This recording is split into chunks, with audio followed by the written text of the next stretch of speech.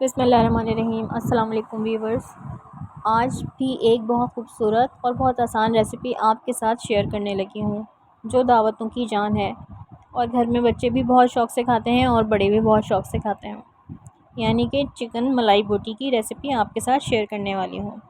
आइए recipe start करते हैं। सबसे पहले एक बाउल में मैंने हाफ़ केजी चिकन डाल ली है। इसको क्यूब्स काट लिया है हमने।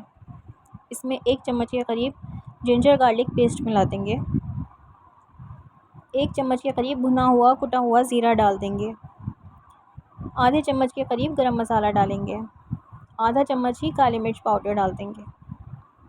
हस्बे ज़ायका नमक मिला देंगे। मैंने 1 चम्मच नमक मिलाया है यहाँ पे। और 2 बड़े चम्मच क्रीम के इसमें ऐड कर देंगे। 2 बड़े चम्मच क्रीम के ऐड करने के बाद इसमें 1 चम्मच के बराबर कसूरी मेथी डाल लेंगे।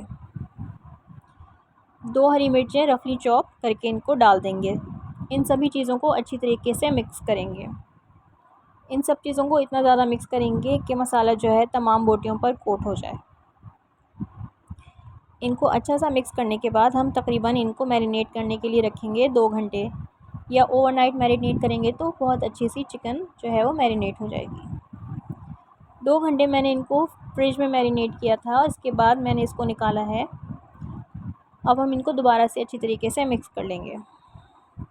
अब मैंने स्कीवर्स ले लिए हैं, जिनको मैंने अच्छी तरीके से धो लिया था और फिर उनको फ्राई कर लिया था। इस तरह से स्टिक्स ले ली हैं, इनमें बोटियां पिरो देंगे हम। जिस तरह से ये बोटियां जो हैं चिकन के इंसर्ट हो रही हैं स्टिक में, इससे लग रहा है कि ये अच्छी तरीके से मैरिनेशन के बाद टेंडर हो गई हैं। इस तरीके से सारी की सारी जो चिकन के क्यूब्स हैं वो हम स्टिक्स में पिरो लेंगे। अब आप यहाँ पर इनको फ्रीज़ भी कर सकते हैं किसी पॉलीथीन बैग में रख के, और हाथ के हाथ उसी वक्त तल भी सकते हैं। देखिए जनाब, सारी बेहतरीन सी स्कीवर्स में मैंने चिकन की बोटियाँ लगा दी हैं। अब हम इनको एक पैन में शैलो फ्राई करेंगे। मैंने ग्रिल पैन लिया है। अगर आपके पास ग्रिल पैन ना हो तो आप इसको नॉर्मल से पैन में भी फ्राई कर सकते हैं।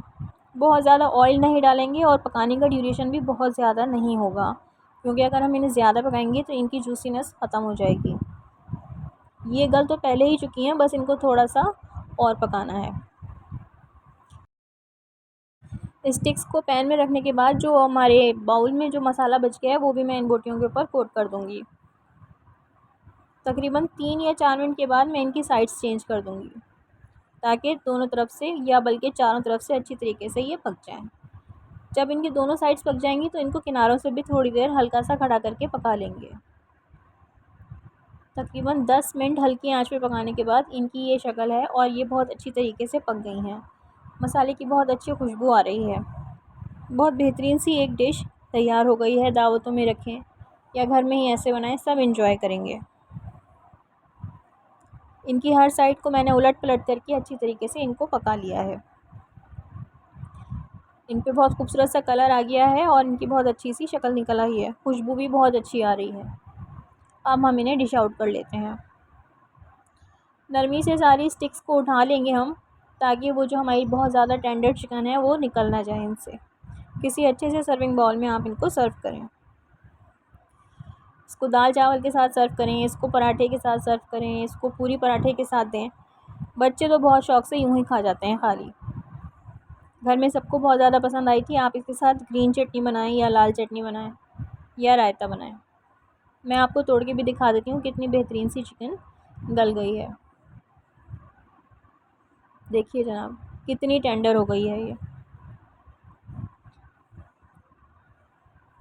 रेसिपी अगर पसंद आई हो इस स्टेज पर आपको, तो शेयर, लाइक और सब्सक्राइब भी ज़रूर कीजिएगा और फ़ीडबैक भी ज़रूर दीजिएगा। फिर मिलते हैं इंशाल्लाह किसी अच्छी अगली रेसिपी के साथ। अल्लाह हाफ़िज़।